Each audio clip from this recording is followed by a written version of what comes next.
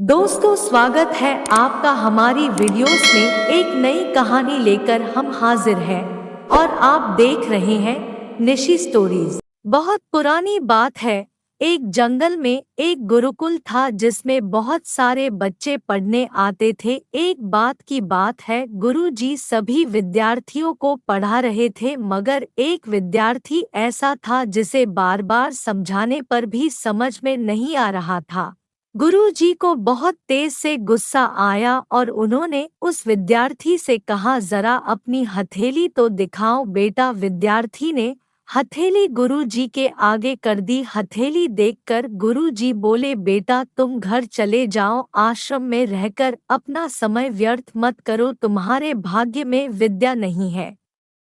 शिष्य ने पूछा, क्यों गुरुजी? गुरुजी ने कहा, तुम्हारे हाथ में विद्या की रेखा नहीं है। गुरुजी ने एक होशियार विद्यार्थी की हथेली उसे दिखाते हुए कहा, यह देखो, ये है विद्या की रेखा, यह तुम्हारे हाथ में नहीं है, इसलिए तुम समय नष्ट ना करो और घर चले जाओ और वहाँ अपना कोई और काम देखो। यह सुनने के बाद उस विद्यार्थी ने अपने जेब से एक चाकू निकाला जिसका प्रयोग वह रोज सुबह अपनी दातुन काटने के लिए करता था। उस चाकू से उसने अपनी हाथ में एक गहरी लकीर बना दी। हाथ में खून बहने लगा। तब वह गुरुजी से बोला, मैंने अपने हाथ में विद्या की रेखा बना ली है गुरुजी।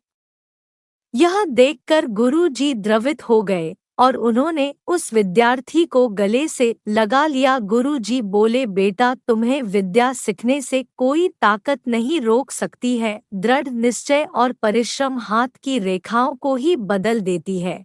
दोस्तों, वह विद्यार्थी आगे चलकर महर्षि पाणिनि के नाम से प्रसिद्ध हुए, जिसने विश्व प्रसिद्ध व्याकरण अष्टाध्यायी की रचना की है। इतनी सदियां बीत जाने के बाद भी आज 2700 वर्षों बाद भी विश्व की किसी भी भाषा में ऐसा उत्कृष्ट और पूर्ण व्याख्या का ग्रंथ अब तक नहीं बना। तो दोस्तों, इस कहानी की शिक्षा ये है कि लोग चाहे जो भी बोले, हम हर एक को गलत साबित करते हुए अपनी लागन और कठिन परिश्रम के दम पर जो चाहे वो सब कुछ हासिल कर सकते हैं।